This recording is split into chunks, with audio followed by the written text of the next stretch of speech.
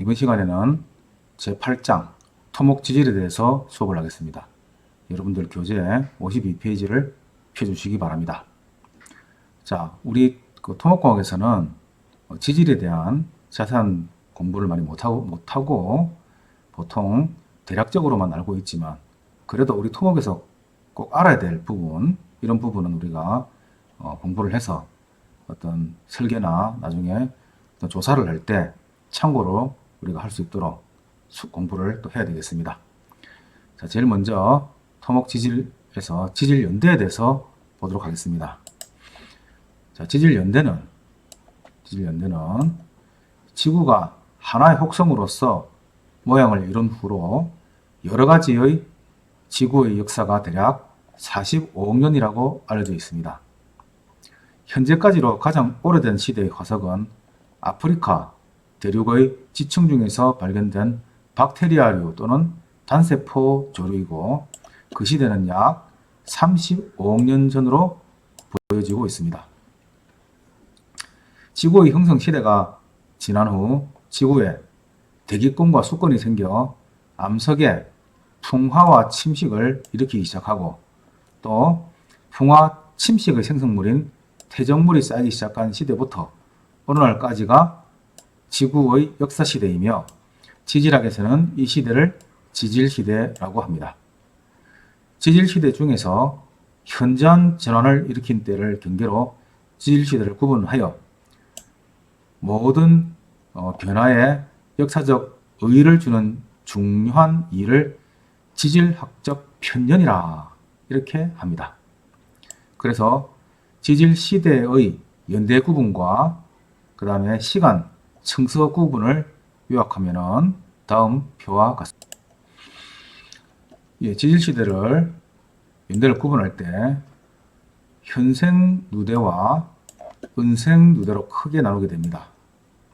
그리고 이 은생 누대는 시생대와 원생대로 나누며 이때를 선 캄브리아 누대라고 얘기를 합니다. 그리고 현생 누대는 다시 고생대와 중생대와 신생대로 나누어지고, 이 고생대는 캠브리아기, 그 다음에 오도비스기, 사일류리아기, 데본기, 석탄기, 페름기 이렇게 나누어집니다. 중생대는 우리가 그래도 어느 정도 좀 친밀감이 있는데요. 트라이아스기, 주라기, 백악기 이렇게 나눠집니다. 이 주라기는 여러분들이 주라기 공원을 통해서 여러분들이 많이 접하고 또 들었으리라고 예상이 됩니다. 그리고 이제 그 이후로 신생대가 오면서 3기, 4기 이렇게 나누어지게 됩니다. 그래서 이러한 연대 구분을 여러분들이 좀 아시면 되겠고요. 최소한도 어떻게 이렇게 고생대, 중생대가 나눠지는지도 알면 좋겠습니다. 자, 한국 지질의 개요를 보겠습니다. 한반도는 국토의 반 이상이 화강암과 화강편마음으로 되어 있습니다. 전자는 대체로 트라이아스기, 주락기, 백악기에 관입한 것이고, 후자는 대부분이 선 캄브리아 누대의 퇴적암이 화강암화 작용으로 변성된 것이라고 이야기를 합니다. 이들은 여러 시기의 지각 변동과 제3기 초부터 일어난 한반도의 융기작용과 삭박작용으로 지표에 노출되게 되었습니다. 자, 여기서 융기작용은 이렇게 볼록하게 이렇게 일어나는, 여기에 이제 융기작용이 되겠고요. 삭박작용은 어떤 거냐면은 침식작용이라는 말에 반대되는 의미라고 보면 됩니다. 그래서 지표면이 풍화작용을 받아서 물질이 이동하여 토지를 평탄하게 이렇게 만드는 그러한 작용을 삭박작용이라고 합니다. 그래서 침식작용에 대응한 말이긴 하지만 넓은 의미로서는 또 침식작용을 포함하기도 합니다. 이 삭박작용에 의해서 가동성을 가진 물질들이 중력의 작용으로 주로 아래쪽으로 이동해서 뾰족한 이런 것들이 이렇게 깎여 가지고 이렇게 양쪽으로 평탄하게 이렇게 이동되는 이러한 현상, 이거를 삭박작용이라고 합니다. 이러한 작용으로서 지표에 노출되게 되는 것입니다. 그러므로 퇴적압류는 편마함 위에 분산되어 분포하게 됩니다. 다음 그림은 한반도의 지질계를 나타내고 있습니다. 우리 한반도의 일부 퇴적암 계통과 그리고 변성암, 화성암이 이렇게 널리 분포되어 있는 것을 알 수가 있습니다. 대부분의 또 화성암도 현무암이나 안산암이나 유문암, 그다음 화강암 이런 쪽으로 이렇게 많이 분포가 되어 있는 것을 알 수가 있죠. 우리가 보통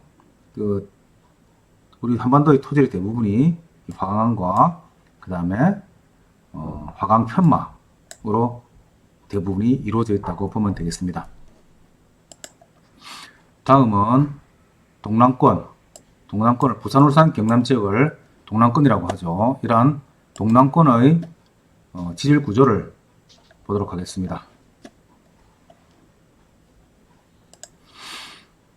이 동남권의 지질 구조를 보면은 지금 우리 부산과 가장 가까운 곳에 있는 단층이 여기에 있는 5번인 동래단층입니다. 여기 동래단층이 이렇게 지나가고요. 그 다음에 일광단층이 이렇게 6번으로 지나게 됩니다. 그 다음에 양산단층이 이렇게 4번으로 지나게 됩니다. 양산단층이. 그리고 그 옆에 모량단층이 이렇게 3번으로 지나게 되죠. 그리고 밀양단층이 또 있습니다. 이런 단층이 이렇게. 그리고 옆으로 자인단층이 존재합니다. 그리고 울산단층이 다른 단층과는 이렇게 삐딱하게 7번으로 작용을 하게 이렇게 단층이 있죠.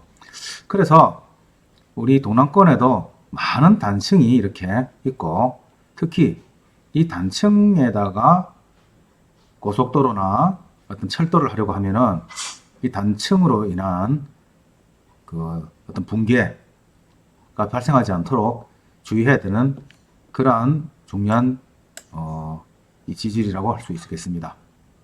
그래서 이 단층의 7개는 여러분들께서 꼭 외워서 나중에 시험에 준비를 하시기 바랍니다. 다음은 지질 구조를 우리 또 한국자원연구소에서 발표한 부산 도폭을 통해서 보도록 하겠습니다. 지금 지금 눈에 보이는 부분이 울산이 많이 보이죠. 울산이 여기 있고, 울산 주위로 해가지고 이렇게 초록색으로 쭉 이렇게 나와 있는 이 부분이 진동층입니다. 여기에 이제 소위 말하는 퇴적층이 됩니다. 이 퇴적층에다가 여기에 울산단층이 이렇게 통과를 하고, 또 여기에 이렇게 일광단층이 통과를 하는 이런 위치에 만약에 현장이 있다면은 어마어마하게 지질이 안 좋기 때문에 기초 재료로서나 사면으로서는 상당히 불리한 토질이라고 볼 수가 있습니다. 그래서 이런 부분에서 여러분이 건설 행위를 할 때는 상당한 주의를 기울여야 한다. 또 이 동래단층이 통과하는 이런 단층에 지금 보면은 7번 국도가 이렇게 지나고 있는데, 이런 경우에도 단층이 있기 때문에 상당한 주의를 기울여야 하고, 또 여기가 전부 진동층입니다. 진동층은 퇴적암층으로서 여러 가지로 그 쉐일이나 이암지대가 많이 발견되고 있는 그러한 곳이죠. 그래서 여러분들한테 검색을 해보면 중생대 백악기 경상층군의 진동층의 공룡 화석 발자국이 이런 식으로 나옵니다. 그래서 보면 경남 통영시 광도면 안정리의 계곡에 족장이 한 25cm 정도 되는 이러한 그 보행열로서 이렇게 공룡 발자국이 발견된 적이 있습니다. 경남 창녕군 부곡면 이쪽도 퇴적암으로 유명하죠. 일성 콘도 북쪽 3일에서 약 그 족장이 22cm, 족폭이 20cm 정도의 뒷발자국으로 보이는 수광류의 보행열이 발견됐다고 하고 있습니다. 그 다음에 사진 해안 절벽으로 보이는 진동층의 층리를 보여줬습니다. 예, 진동층의 층리가 이렇게 발달하게 되죠. 대부분이 다 퇴적암입니다.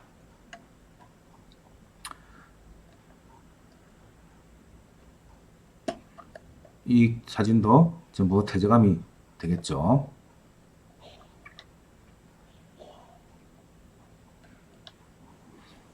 자, 이런 퇴적암들이 이렇게 발견되고 있습니다. 경남 해남군 창선면에 있는 이러한 용광류, 조광류, 수광류 등의 공룡 발자국이 보존된 곳이라고 합니다. 그래서 이러한 진동층군에서는 공룡 발자국이나 이런 것이 많이 발견되고 있다. 이 진동층군은 퇴적암이다 하는 것을 우리가 알면 되겠고요. 그리고 이제 서생 밑으로 이렇게 내려오면은 이쪽에 베네골도 있고 좀 밑으로 내려올수록 이쪽은 이제 화성암이 이제 발견이 되죠. 화성암이 발견됩니다. 그래서 이 근처는 전부 다 화강암류가 되겠습니다. 화강암류는 지반이 단단해서 기초 재료로서 적당하고 또 사면에서도 잘 무너지지 않는 그런 특징이 있죠. 그 다음에 일부 울산의 북쪽 부분에 요런데 여기에 흑은모 화강암이 또는 각섬석 화강암이 보이고 있습니다. 그죠? 그 다음에 이쪽에 성남사 위쪽에 경주까지 보이는 이 근처에는 주로 유문암질 및 유문암질 응이암 등이 분포되어 있죠. 그래서 이 분포도를 여러분들이 잘 갖고 계시다가 여러분들이 현장으로 발령을 받게 되면은 미리 이런 부분을 좀 보고 여러분들이 현장에서 일을 하게 되면은 많은 도움이 될 것으로 생각이 됩니다. 자, 다음은 불경 지역에서의 지층 형성 과정을 보여드리도록 하겠습니다.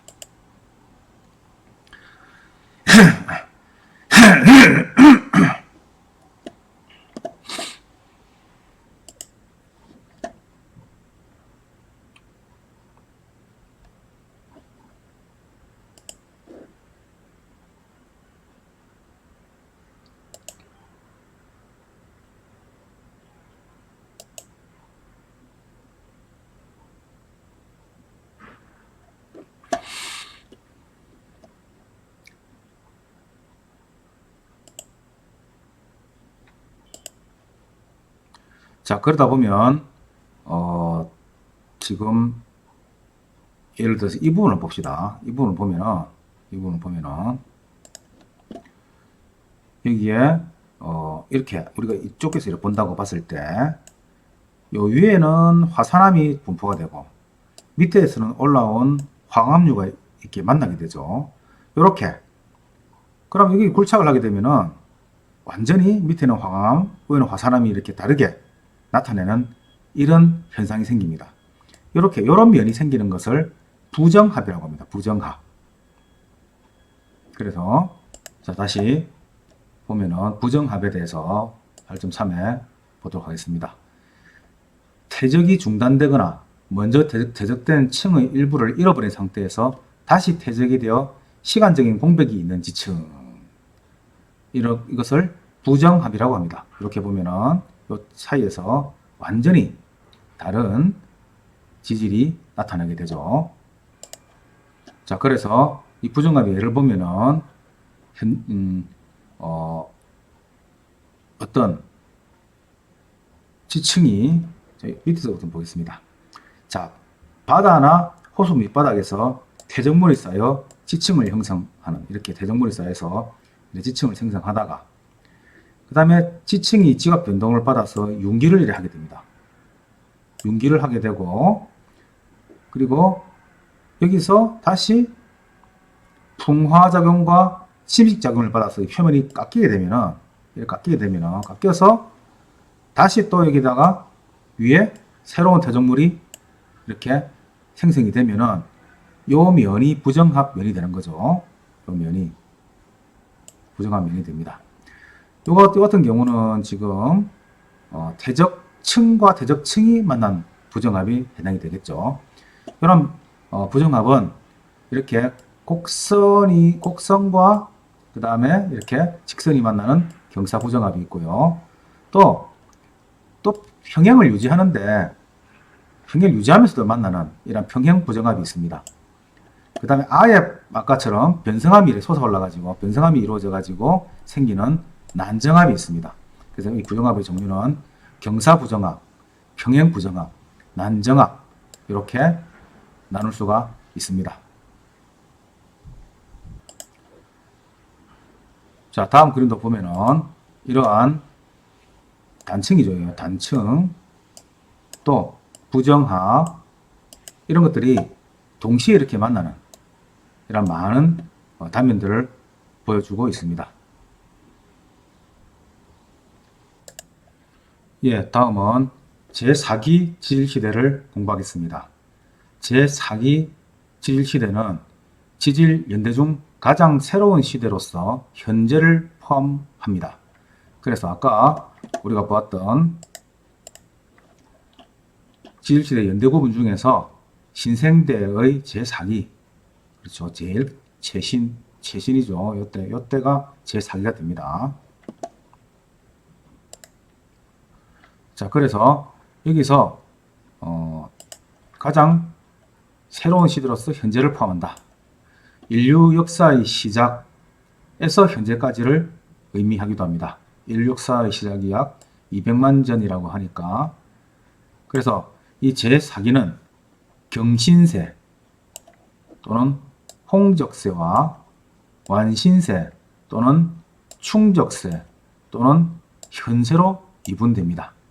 그래서 홍적세 또는 경신세 이렇게 이게 전기가 되고요. 완신세, 충적세, 현세는 후기, 최근이 되겠습니다. 이 사기에 퇴적한 지층을 제4기층이라고 부르는데, 홍적 대지층을 만드는 지층, 그리고 단구, 퇴적물, 롬층, 충적 평야를 만드는 지층 등은 그것에 포함하게 됩니다. 따라서 홍적세에 퇴적한 지층을 홍적층이라고 하고, 충적세에 퇴적한 지층을 충적층이라고 합니다. 이건 우리가 용어를 알아야 되겠습니다. 그래서 충적층은 특히 약 1만 년 전부터 현재까지 퇴적된 흙으로서 연약하며 함수비와 압축성이 높다 하는 것이 이 충적세의 특징이 되겠습니다. 일본의 경우 대도시의 많은 부분이 충적층으로 되어 있습니다. 홍적층은 1만 년 전 이전에 퇴적된 흙으로 견고하며 압축성이 낮고 과밀성을 가지고 있는 것이 특징입니다. 자, 이 충적토에 대해서 다시 한번 우리가 생각을 해보면은 유수에 의해서 운반되어 퇴적된 층이다.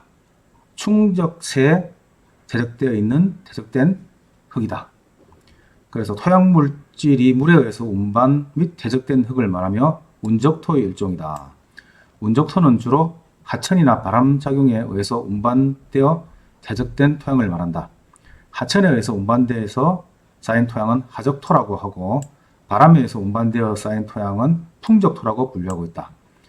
토양의 구성물질로는 이토, 모래, 자갈, 점토 등으로 이루어져 있는 것이 일반적이며 유기질이 풍부하여 비옥한 편에 속한다.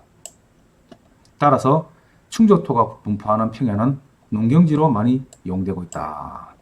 그래서 지금 보면은 이렇게 산에서 이렇게 침식적이 일어나는 이러한 흙들이 이렇게 물을 따라서 내려오면서 물가에 이렇게 쌓여서 일어난 이러한 이 퇴적층을 충적토층이라고 합니다. 자, 그렇다면은 이 퇴적층은 연합층이 되겠죠. 그래서 이러한 연합층, 주로 우리가 김해평야라든지 이런 데 보면은 아주 연합층이 양산도 그렇고 많이 분포가 되어 있죠. 그래서 암밀이 일어날 수 있는 그러한 층이 또한 이 충적층이 되겠습니다. 그래서 이 암밀이 이제 중요한 어떤 시험이 되게 되는데요. 보통 우리가 암밀 항복 응력이라고 하는 PC는 퇴적 연대가 비교적 새로운 충적 점토에서는 과거에 받은 최대 유효 응력, 즉 선행 암밀 응력 P0와 같지만 선행 암밀 응력 우리 프리 컨솔데이션 스트레스 우리 배워서 알고 있습니다. 오래된 홍적 점토층에서는 지연 압축이나 시멘테이션 등의 시간 효과 때문에 그것보다도 큰 값을 치하는 일이 많다. 이렇게 얘기하고 있습니다. 그래서 여기서 이제 지연 압축, 시멘테이션에 대해서 조금 생각을 해보면 여기서 지연 압축이라는 것은 압축이 지연되게 나타나는 현상을 가리키는 것입니다. 시멘테이션은 흙입자 간의 간극수에 포함되는 결합 물질이 긴 세월에 걸쳐서 흙입자 간에 침전하여서 화학적으로 흙입자를 결합시키는 그러한 작용을 말합니다. 그래서 이 결합 물질에는 실리카, 철, 알루미늄의 수산화물이나 유기물 또는 각종 탄산염 이런 것들이 이제 흙입자 사이에 들어가 가지고 이거를 고결을 시키는 그러한 현상이 시멘테이션입니다. 그리고 시간이 지나면서 오랜 시간 동안을 지나면서 이 강도가 더 크게 나타나는 현상, 강도가 더 크게 보이는 현상, 이것을 시간 효과라고 합니다. 그래서 이런 일들이 일어나기 때문에 실제로 홍적 점토에서는 실제의 어떤 개수보다도 더 크게 나타날 수 있다 하는 그런 얘기 되겠습니다. 그래서 암밀심에서 구해지는 PC도 암밀시간을 길게 하면은 지연 압축 때문에 또 감소하고 하중 증가율에도 영향을 받습니다. 게다가 시로의 채취 시에 교란에 의해서 저하되는 그런 현상도 발생을 하게 되죠. 자, 그 다음에 또 하나 제4기의 특징은 화산 활동입니다. 분화에 의한 재해 등 직접적인 것을 제외하여도 화산 활동에 따른 대량의 화산 쇠설 압류 등의 분포나 그 다음에 암석의 열수 변질 등의 파악이 상당한 문제가 되고 있죠. 그래서 화산회가 퇴적된 롬이나 그 다음에 화구의 경성류 퇴적물인 시라스 등 우리나라 각지의 화산성의 특수토가 또 존재합니다. 그래서 여기에 대한 물성이 토질공학 입장에서는 상당히 중요하고 또 이러한 특수토가 있을 경우에는 설계 시에도 많은 주의를 또 기울여야 하는 그러한 문제점이 있습니다.